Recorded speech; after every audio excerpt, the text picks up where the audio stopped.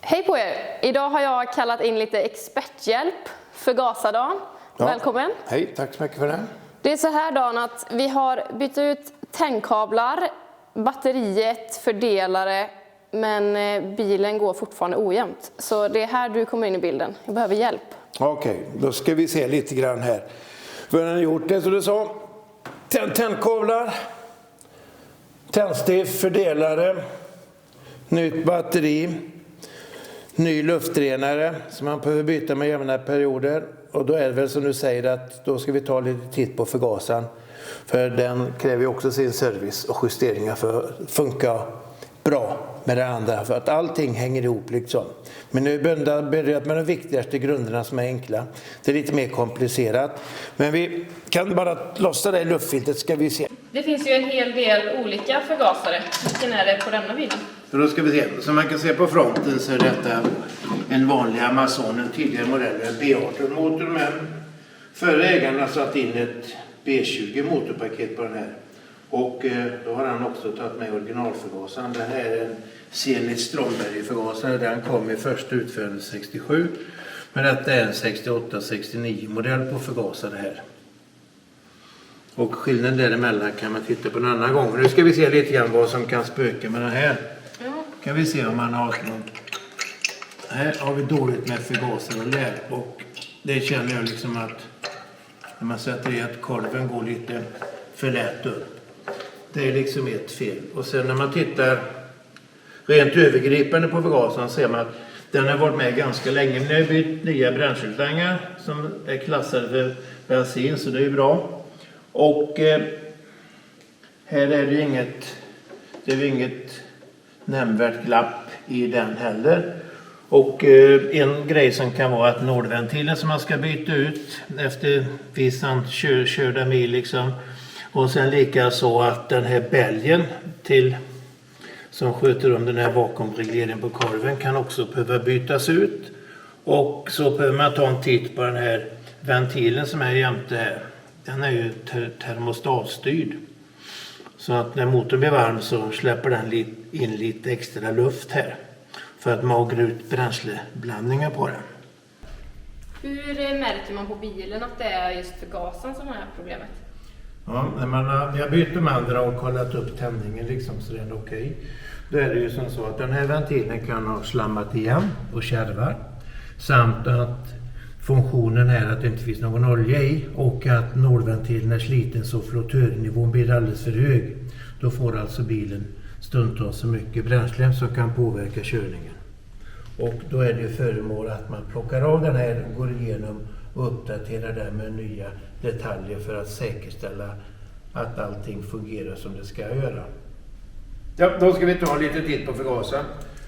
Som ni ser här då, så är det ju stort sett samma förgasare. Detta är en kundförgasare vi tar till. Då ska vi titta på vilka grejer som man behöver göra åt när man river isär den. Då har man plockat isär. Här har vi överdelen locket, här under kolven. Och sen har vi en bälg som brukar ge med sig med tiden som man byter ut. Och övriga delar när man renoverar förgasare kan man få med sig när man köper denna satsen här. Nu gör vi det enkelt, nu plockar vi ut. För att ta en titt på vad som ingår i den här satsen. Och då skulle jag säga att den väsentligaste delen vi har, det är nordventilen och bälgen här. Samt att man får med ett nytt huvudmunstycke. Sen finns det olika modeller på den här förgasaren beroende på vilken årsmodell det är. Och bestyckningen varierar med den nålen som sitter i. Så vi har det kolven här. Nu har vi inte med någon nål för tillfället här. Vad man gör som således är plocka ner allting i delar. Man ska kunna fixa till den.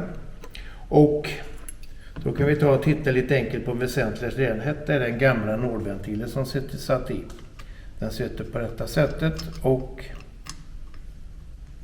sen ovanför den så ligger flottören på det här sättet. Och vad som är viktigt på de här är att man får in rätt flottörnivå. Och då har vi en kuttad förgasare där vi kan ta och titta på hur det ser ut liksom. Då ser man här har vi den nordventilen. Här kommer flottören liksom. Och när bränslet stiger upp i flottören så kommer den upp så. Och då stänger den nålventilen där. Då blir det helt stängt.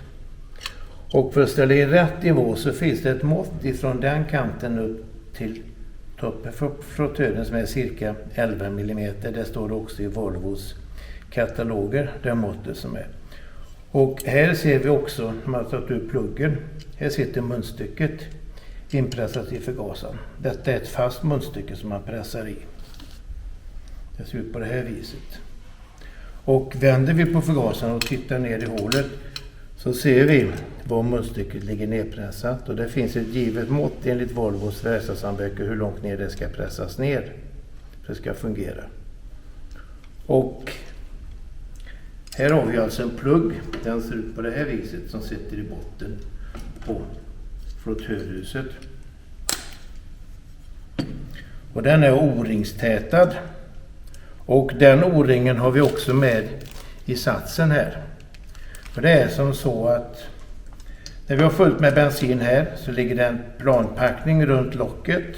Och för att kunna justera munstycket så är det speciella verktyg som man skruvar upp och ner.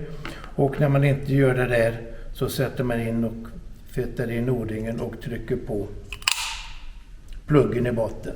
Så tätar den av för bränslet. Och här har vi en annan liten manik. Den är en värmeventil kan man säga som är en bimetallfjäder som kan ligga och öppna upp. Och då släpper den in när motorn blir varm. Vid gränser släpper in luft ifrån luftredaren in här. Käglan lyfter, den käglan där lyfter och här kommer det ut framför kolven frisk luft som späder ner bränsleförbrukningen. Så här ser kolven ut och den går, när förgasaren rör sig och jobbar så går den upp och ner här med hjälp utav membranen som ligger här uppe då. Och så får man en rörelse då på det sättet. Och i framkant som vi ser så sitter ju axeln med sin funktion med 2 skruvar och spjället. Det var den vi tog loss innan här. Och här ser vi fastskruvat själva reglaget. Och för att justera tomgångsvarvtalet på motorn så har man en ställskruv här. Skruvar man ner den nedåt så kommer det bli så här att då öppnar spjället mer och tomgångsvarvtalet ökar.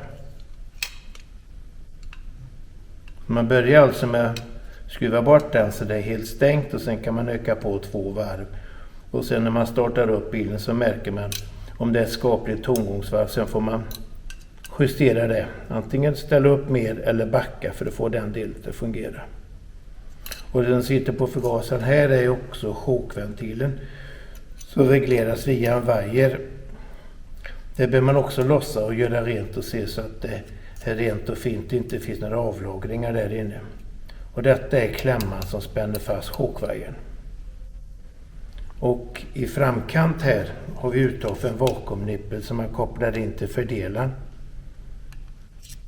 Som har direkt in här. Finns ett litet hål innanför det som på ett pyttehål på kanske 1 millimeter någonting som man kan få ut vakuumet till förställning utav fördelaren. Kul att vi fick lära oss lite mer om förgasarens funktion. Men Dan, hur går vi vidare nu med den här förgasaren i denna bilen? Det vi har kommit fram till är att förgasaren behöver plockas av och fräschas upp och göra en ordentlig genomgång så att man får in alla de grundläggande tänker som vi har pratat om tidigare här. Och då finns ju den här repsatsen att tillgå på VP Autoparts hemsida. Om man inte vill göra detta jobbet själv kan man ju givetvis plocka av förgasaren och skicka in den i samråd med VP Autoparts. Så får man tillbaka sin egen förgasare nyrenoverad och klar med denna renoveringssatsen monterad i. Exakt. Mer om det kan ni läsa på vår hemsida. Vi tackar Dan så mycket för experthjälpen och så ses vi nästa gång. Hej då! Hej!